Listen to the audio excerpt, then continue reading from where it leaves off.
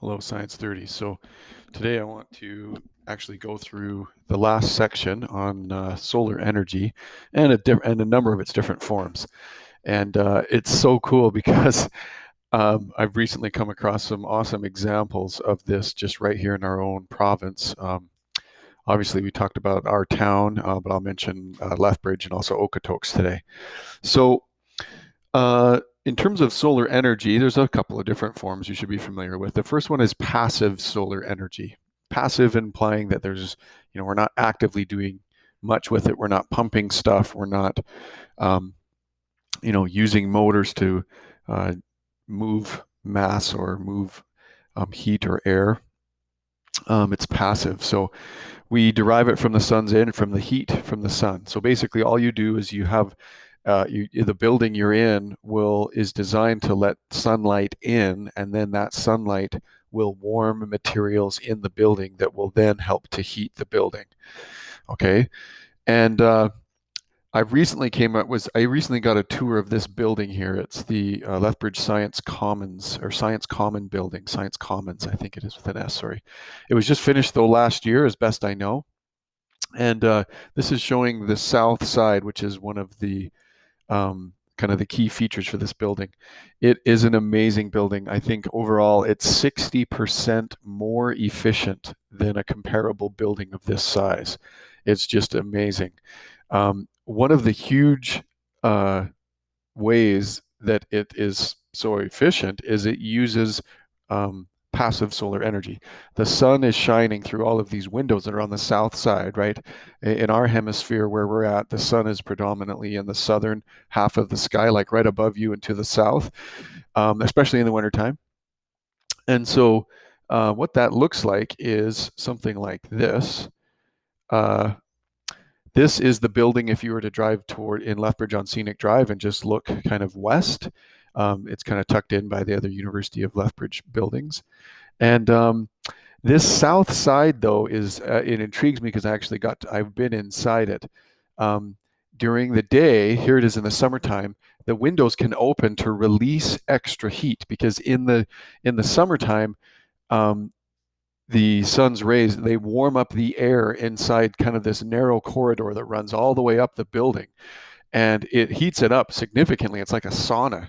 And then that warm air is then pumped throughout the rest of the building, um, or they utilize that warm air and let it go throughout the building.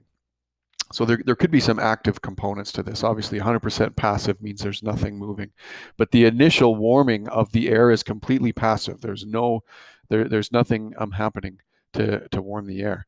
So uh, let me see if I can find a picture. And then they because they have so many windows, they're able to reduce the need for lighting. They use natural lighting as much as possible to cut down on the need for power, and they allow natural lighting to get to almost all parts of the building, which is from the ceiling and on down. So here it is on the inside. You can see obviously LED lights lighting it. Um, in the center, but a lot of it is natural light. So here, this is that corridor. This is that south-facing corridor. It is summer in this picture because the windows are open. But in the wintertime, we walked from, it was just blistering cold, windy day. You walk into here, and it's so warm in here. You got to take your coat off, right? You start sweating almost immediately because this narrow corridor is just being hit by the sun. And as long as it's sunny, that's utilized to heat the rest of the building. Here you can see a lot of natural lighting. They've got shutters all over along the walls to control how much sun radiant energy and just light energy comes in. Anyway, a very, very impressive building. So, but that's passive solar energy. The other one is active solar energy. This is where you actually purposely collect the heat from the sun and you use that heat to heat up. Usually it's an antifreeze solution or just a coolant. And then you pump that coolant either through a building, or if you're doing something like this is called Drake Landing in Okotoks. I don't know if you guys have ever heard of it. I've actually never been there, but I know where it is. Um, they built this over 12 years ago as kind of a pilot study, and it's proven to be really effective. I'll highlight some of the stats here in a second, but here's how it works. There's basically, it's like 52 houses or whatever, and they have garages that are positioned behind the houses. So it's a detached garage system. So you have the homes, and then you have a detached garages. Well, across all the garages are these solar collectors. Now they're not collecting solar energy for the purpose of electricity. They're collecting it for heat. Okay, and I'm pretty sure they don't use it for electricity. Um, so basically, there's pipes in all over underneath these solar collectors that have the antifreeze, and it heats it up quite a bit, and then that is stored temporarily in these energy storage tanks. And then the genius idea here is they pump it into a series of pipes that's in the ground.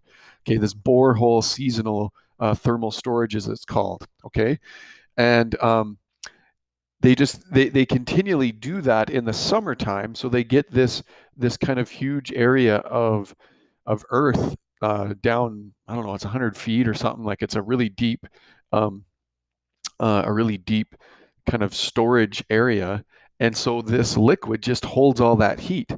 And then when the homes need it, they pump that heat back up out of the ground and into the houses, and they're able to supplement. Now, for really high demand, they do have natural gas heaters that can heat the homes, but it's crazy. I think there was one year, 2015, 2016, they were able to meet the heating needs of the homes 100% from this system.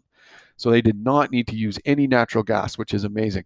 I think in the coldest weather, the coldest winter they had was 2012 or 13 or something like that. And even in that winter, they were still able to heat the homes with 90% of the heat coming from this system. So it's really a cool system. Let me just show you. Um, I'll kind of highlight the system here. I've got it pulled up. So this is their official website, the Drake Landing Community. You can see maybe in this picture here, it shows the homes, and then even the homes have some solar collectors on them too, apparently. But the rows of garages take the brunt of this solar collection. And here there's a bunch of stats on it. I already quoted those to you. See, there's 100% solar fraction in the 2015-16 in the coldest one. They still got 92% even in it's 2013 and 2014. It's the largest development of its kind in North America. And like it says, 12 years of reliable operation, no unscheduled interruptions or heating delivery operations. They used hardly any electricity to do it, and it's being considered by other countries. So first in the world.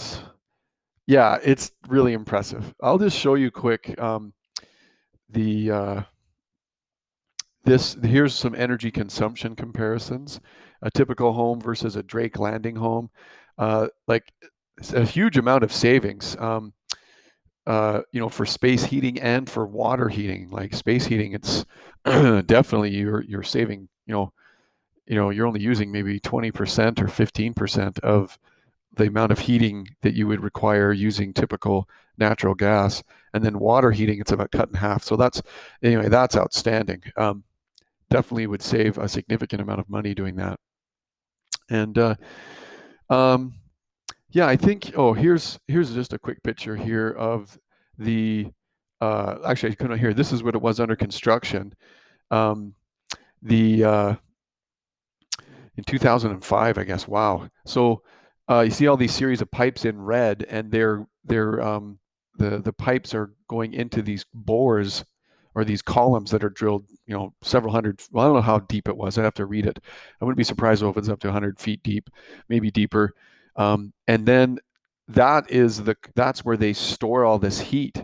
And so, but when you're done though, here it is right here.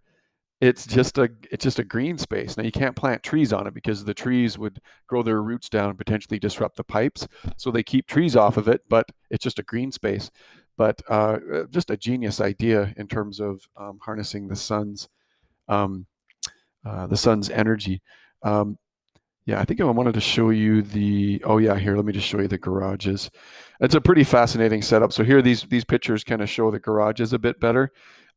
they're positioned obviously in between the homes. You have the homes and then a detached garage. So maybe not ideal for every person, but if as best I know, they're largely filled. See, here's a great picture, a shot here, kind of the run of the garages and the homes themselves. And behind it is nestled the community of Okotoks. Again, here it is in the wintertime. So very impressive. Hats off to those innovators in our province who have um, kind of pushed for this design and are still analyzing it. So there's some potential ways to do that. Now, I guess the third system though is a little less complex than that, but it does involve some. It's kind of the same idea. So they call it an earth energy system. All you do is you run pipes again into the ground. You don't have to be that deep here in this case, just 3 meters down, 1.5 to 3 meters down, and there the temperature stays about 5 degrees Celsius all the time, all the time. Winter, summer, doesn't matter. So in the summertime, you can pump this coolant or this antifreeze solution into the ground, and then you can pump it back up into your house, run it through your walls, and you can cool your house down in the summertime. And then in the wintertime, you can do the same thing and help to heat it up. Now, you won't be able to heat it up, really, really warm, but it will definitely reduce your need to use natural gas. Okay, it does use a heat pump, so it can pump the fluid in and out, but it's really simple in building. Basically, if you have a large backyard, you can excavate down, lay all this piping, and have it hook up to pumps in your house, and then just cover it all with clay and topsoil, and you have a normal yard. So definitely worth considering. So here's my favorite one, the fourth one here, the photovoltaic cells or PV cells. Basically, they're commonly known as solar panels. These are awesome. The technology keeps getting better every year. I've been watching it for quite a while. And most solar cells or photovoltaic cells are about 30% efficient. Sometimes I've seen some up to 45, which is really impressive. But a huge advantage here, if you can just get energy directly from the sun. Sunlight hits these solar panels. Yes, they're largely made of silicon, and basically the photons knock free electrons. So the sunlight itself knocks free electrons inside the solar panel. You don't really need to know how the solar panel works, but it's a really fascinating setup. So it knocks those electrons free, and they're free to kind of migrate through a circuit. And so as they do, they kind of migrate through a circuit, and then eventually they kind of get back to where they were. But in the process of moving, because they're energized by the sunlight, you create a current flow. And if you scale that up, you can actually generate a significant amount of energy. The major disadvantage with solar, and really with all these, a lot of the alternate forms of electrical generation, is storage. You're not able to store the energy unless you have a really efficient battery. And of course, I'm a huge Tesla fan. They are leading all other energy or battery manufacturers in the world in terms of their innovation and they call it energy density, how much energy you can get per kilogram of battery, okay, or per kilogram of solid material. And famously, their battery is called a power wall. And if you get a number of power walls together, it's called a power pack. But those are being used extensively in large scale energy projects, some of which I'll maybe post on as videos here so you can see those. So definitely the massive advantage is the sun is shining, for free. And if we can collect that, it would be a game changer in terms of individual homes and businesses, of which that's already starting to happen. It's just going to happen more and more. I won't be surprised if you see more large scale solar energy projects in Alberta, similar to what Cardston's already done. Just 8.5 acres of solar panels. I won't be surprised if that gets bigger and bigger. So the let's move to the next one. So hydroelectric power. This one is interesting because it actually is driven by the sun. Okay, you guys all know, you learned this probably in elementary school, the water cycle, the ability of water to evaporate from the sun's energy and then to condense and come down as precipitation on the mountains. That's what moves the water upstream, if you will, and that the flow of water from potential energy, um, basically in the dam, right? So we've got potential energy here, and it flows down. It becomes kinetic energy as it flows down. That's called a little penstock here. You'll see that in the other drawings. It hits the turbine, which then spins a generator, and bam, it's it's awesome. So, provinces like Quebec generate a ridiculous amount of hydroelectric power because they have so many rivers and lakes. As I understand, they generate so much they sell it to the United States. Alberta doesn't do a lot of hydro. The Oldman River Dam near Pincher Creek generates electricity. There's a really small one at the St. Mary's Reservoir, which is closest to us, but we don't do it extensively because we have so much coal. Like I mentioned earlier, about 60 to 70, 75% of the electrical energy in our province just comes from burning coal because we got so much of it. But the oh here, so yeah, here's the show of the penstock and the turbine, the generator powerhouse.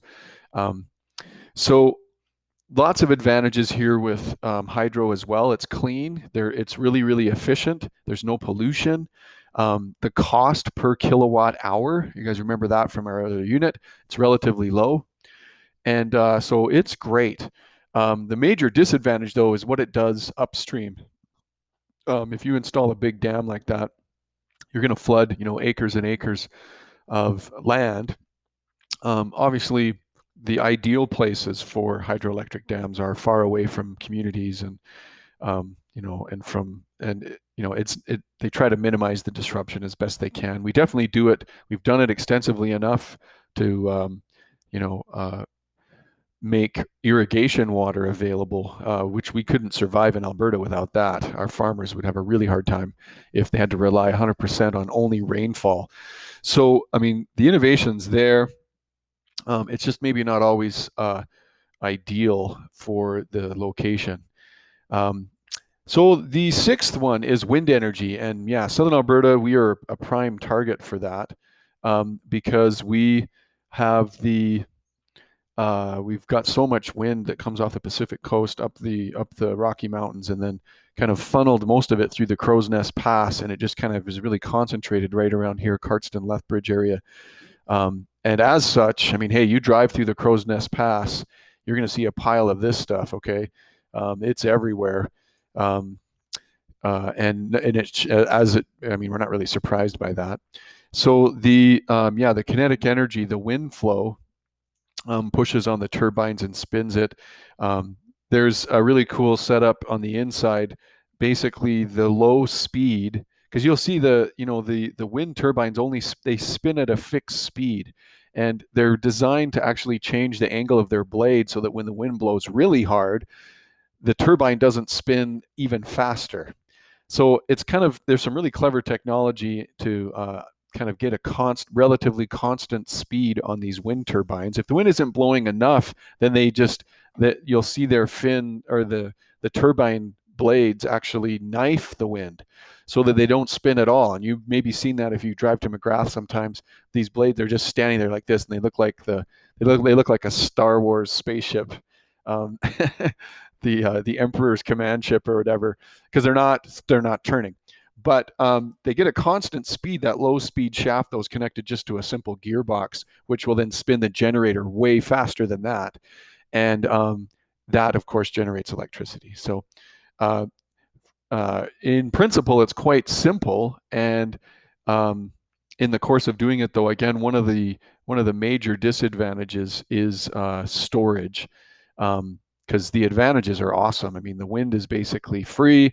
Now, the wind is intermittent as well. Obviously, it's not windy the whole time. But again, battery storage would change all of this. If we had efficient battery storage, then we can store the energy when it's windy. When it's not windy, we use it still, but we'll deplete the batteries.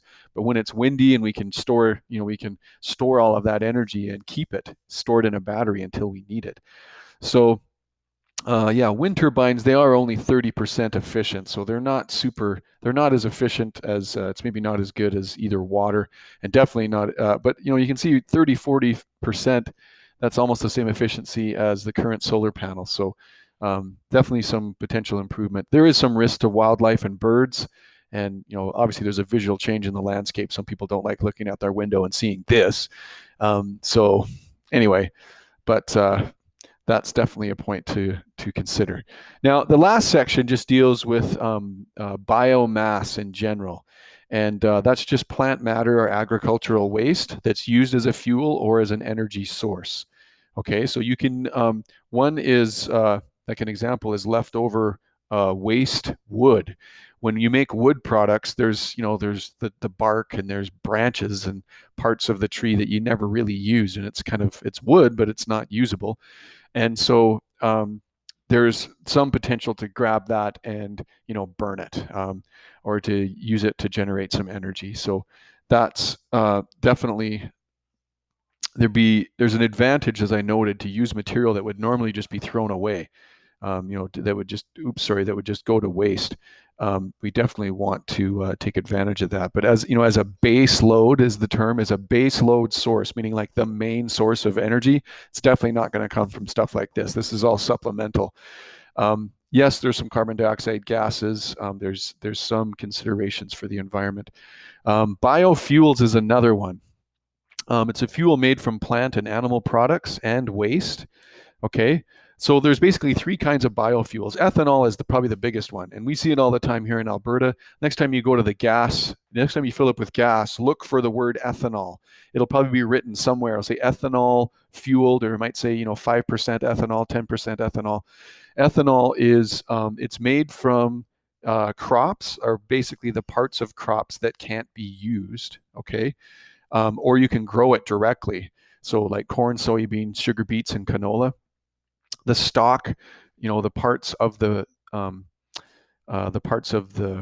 plant that aren't used. I should have said that should be food production. Sorry, not fuel production. That should be food. Okay, it's used as a fuel, but it's from it's the parts that aren't used for eating. So ethanol is really combustible. It's a great hydrocarbon.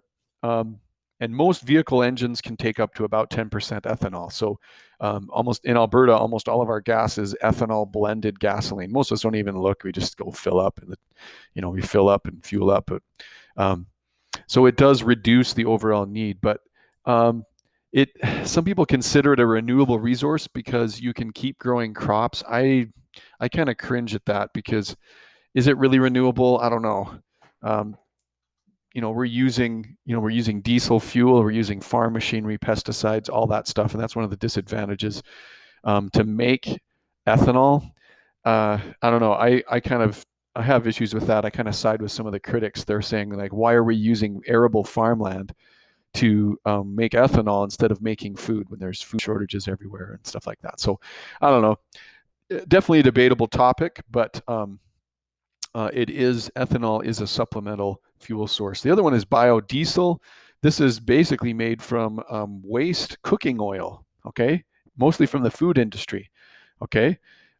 You can blend that waste oil with regular diesel and kind of augment it or make it last longer and reduce the demand for just pure diesel. But anyway, definitely not a base load, as I mentioned earlier, source, but it is supplemental, and it's worth pursuing, in the short term. Biogas is another one. It's mostly methane. Okay, so our landfills, we throw all our garbage in the landfills, and then you kind of cover it all up, and in doing so, it just kind of rots and ferments. And methane is a gas that's produced in somewhat significant quantities. And there's definitely that's definitely a fuel source. You can take that methane, burn it, and heat water and generate electricity or do stuff with it. So that's definitely something worth harnessing, because otherwise it's just going to waste. So yes, the disadvantages, of course, it will produce carbon dioxide, and it does support essentially the fossil fuel industry. Um, there is another one too, which has emerged. It's kind of been off and on over the last probably 20 years, and that's the hydrogen fuel cell technology. In a nutshell, hydrogen, if you can get hydrogen to fuse with oxygen, it'll produce water. But in doing so, it releases a bunch of heat and a lot of energy. And um, so on paper, it seems like a great solution because there's numerous sources of hydrogen on our planet, and if we can just, imagine just burning something basically, and it just produces water vapor. It's the only thing that comes out of the tailpipe is water vapor. So that side of it has been attractive for a long time. However, as noted here, there's a high cost for the catalyst metals needed in these cells. And obviously, the size of the cells would have to be substantial in order to meet a lot of our demands for energy. And even just for hydrogen fueled cars, you'd have to build an infrastructure of hydrogen fueling stations all across the country to make it um, a viable energy source. And all of those factors have complicated hydrogen fuel cells for years. It's still kind of a hobby topic for a couple of companies. Toyota's messed around with it a little bit. Other companies have looked at it. I'm really convinced that electrical energy is the energy for the future, and I definitely side with Elon Musk. I'm a little biased in that regard, but in his opinion, solar energy will eclipse all other forms of energy eventually. And the reason, or what will drive that, is the innovation behind battery technology. If battery technology gets better, it gets more energy dense, it'll just be a no-brainer. So the summary here is kind of to end this section. There's many sources of energy, and the demand for efficient and clean ways to generate heat and electricity are never going to go away. We're going to need that stuff forever. So hopefully, it's definitely require innovation for us to make a transition off of fossil fuels and a willingness to let go of it. But I definitely think it's possible. And in conclusion here, this sort of shows, you can go to this website anytime. Tesla keeps innovating and reducing the cost. This is what it is currently, or what it could look like currently. Tesla intends to make products that will allow you to change all of the shingles on your roof to solar panels. And they can generate enough electricity to power your house. And they look amazing. They're still really too expensive for the average consumer. You can see these prototypes here. And in this picture here, you can kind of, whoops, I don't think I can zoom in here. In this picture here, just behind the, whoops, come on, behind the red Tesla here, you can see a white rectangular box. That's a power wall. Most homes will need at least two of those. They're about $5,000 to $6,000 each. And installing an entire solar roof would probably be around $30,000. That's just a ballpark figure, depending on your roof and everything. Obviously, most of our homes here in North America, kind of the south-facing side, or the sun side, is probably the side you would load up the most. Although you could put panels on your whole roof, but arguably the ones that don't see the sun much won't produce much. But anyway, so that's kind of where it's headed, in terms of, that's just showing monitoring. That's an average solar home. So I'm really excited for that, though. I'm waiting for the cost of these solar panels to come down enough that I could put some on my roof at my own home and generate enough electricity that I wouldn't need the grid at all. I could go completely off grid. In fact, I could be selling electricity to the grid, from the electricity that could be generated from the surface area of my own roof. And that's exciting to me. I really think that's where energy is headed. So anyway, you guys, that wraps up section 2. We're looking to just do a bunch of review to get us ready to take a unit test on the energy section. So anyway, keep up the good work. We're really, really close to finishing.